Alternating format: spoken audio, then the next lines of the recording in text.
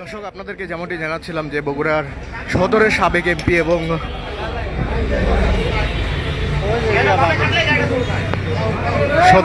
MP এবং বগুড়া জেলা আওয়ামী লীগের সাধারণ সম্পাদক রাকিবুল আহসান রিপু যাকে কিন্তু নেত্রকোনা থেকে গ্রেপ্তার করা হয় গত ডিসেম্বর মাসে, এবং গত ডিসেম্বরে তাকে গ্রেপ্তার করার পরেই কিন্তু তাকে বগুড়ার কারাগারে প্রেরণ করা হয়। এবং এই যে কারাগারে অসুস্থ হয়ে যাওয়ার পরে কিন্তু তাকে ঢাকায় হাসপাতালে ভর্তি করা হয়, এবং ঢাকা থেকে তাকে নিয়ে এসে আজকে আবার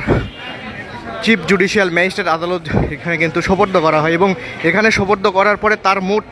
13টি মামলার মধ্যে কিন্তু 5টি মামলায় তার জামিন নামঞ্জুর করা হয়, এবং জামিন নামঞ্জুর করে কিন্তু তাকে আজকে আবারও বগুড়া কারাগারে প্রেরণ করা হয়।